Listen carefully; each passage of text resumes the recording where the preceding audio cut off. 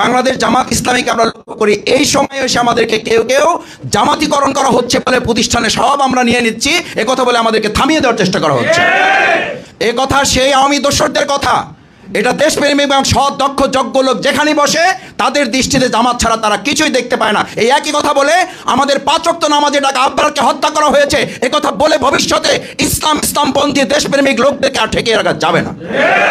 আউযু বিল্লাহি মিনাশ শাইতানির রাজিম। বিসমিল্লাহির রহমানির রহিম। আলহামদুলিল্লাহ ওয়াসসালাতু ওয়াসসালামু আলা রাসূলিল্লাহ ওয়া আলা আলিহি ওয়া সাহবিহি আজমাইন। আজকের এই গুরুত্বপূর্ণ প্রোগ্রামের সম্মানিত সভাপতি জননেতা জনাব নুরুল ইসলাম বুলবুল, শ্রদ্ধেয় প্রধান অতিথি কেন্দ্রীয় নায়েবে আমির জননেতা জনাব অধ্যাপক মুজিবুর রহমান সাবেক এমপি, সম্মানিত মহানগরীর নেতৃবৃন্দ, উপস্থিত আমার সামনে ভাই এবং বন্ধুগণ, সাংবাদিকবৃন্দ, আসসালামু আলাইকুম রহমতুল্লাহি ওয়া বারাকাতুহু।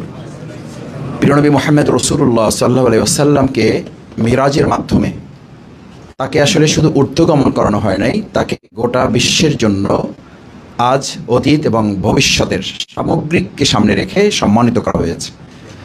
তখন সম্মানিত করা হয়েছে গোটা বিশ্ব যখন তাকে অপমান এবং লাঞ্ছনার শেষ জায়গায় পৌঁছে দিয়েছিল।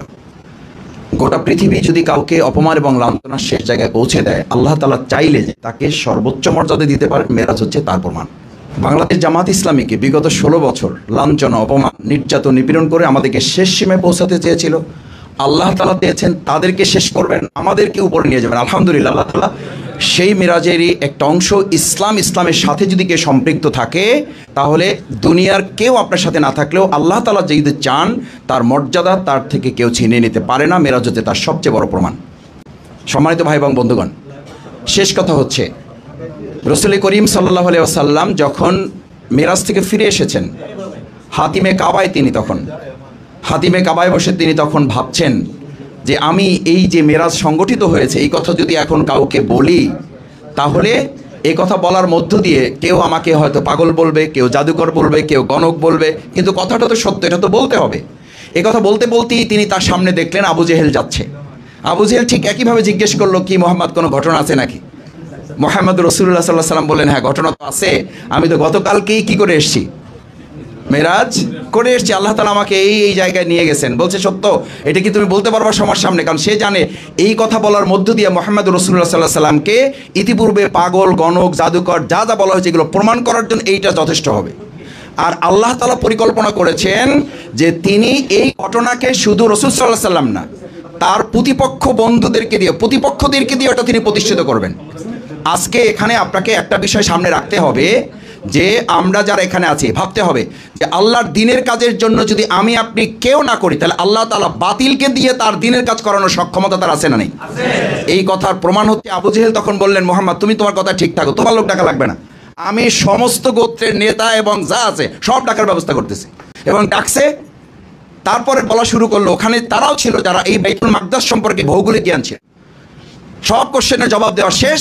এবার বলা হলো তুমি বাইতুল মাকদাসের জানলা কয়টা, কপাট কয়টা, দরজা কয়টা। এটা হলো আসলে জানা উদ্দেশ্য না, উদ্দেশ্য হলো ঠকানো, উদ্দেশ্য হলো ঠেকিয়ে দেওয়া। বাংলাদেশ জামাত ইসলামীকে আমরা লক্ষ্য করি, এই সময় এসে আমাদেরকে কেউ কেউ জামাতিকরণ করা হচ্ছে বলে প্রতিষ্ঠানে সব আমরা নিয়ে নিচ্ছি এ কথা বলে আমাদেরকে থামিয়ে দেওয়ার চেষ্টা করা হচ্ছে। এ কথা সেই আওয়ামী দোসরদের কথা। এটা দেশপ্রেমী এবং সৎ দক্ষ যোগ্য লোক যেখানে বসে তাদের দৃষ্টিতে জামাত ছাড়া তারা কিছুই দেখতে পায় না। এই একই কথা বলে আমাদের 5 ওয়াক্ত নামাজে ডাকা আব্বারকে হত্যা করা হয়েছে এ কথা বলে ভবিষ্যতে ইসলামপন্থী দেশপ্রেমিক লোকদেরকে আর ঠেকিয়ে রাখা যাবে না। এটা ষড়যন্ত্র এবং সেই আওয়ামী দোসরদের আর একটা নতুন সুর। এই নতুন সুর দিয়ে আবু জেহেল যেমন মুহাম্মদ রাসূলুল্লাহ সাল্লাল্লাহু আলাইহি ওয়াসাল্লামকে মিরাজের ঘটনা মিথ্যা প্রমাণ করতে পারে নাই, আজকেও বাংলাদেশ জামাত ইসলামীর সততা, দক্ষতা, দেশপ্রেমিকের এই সমস্ত কার্যক্রম জামাতিকরণ হয়েছে বলে হুক্কা হুয়া তোলে আমাদেরকে থামিয়ে দেওয়া যাবে না। আসুন, সেই দিন রাসূল করিম সাল্লাল্লাহু আলাইহি ওয়াসাল্লাম বললেন, আমি যখন সব বর্ণনা শেষ করলাম, যখন দরজা, কপাট, জানালা, ইট, বালু, রড, সিমেন্টের প্রশ্ন আসলো, আল্লাহ সুবহানাহু ওয়া তাআলা জিবরাইল আমিনকে দিয়ে গোটা বাইতুল মাকদাসের চিত্র আমার সামনে তুলে ধরলেন। বলা হলো, এবার তুমি দেখে দেখে সবকিছু বলে দাও।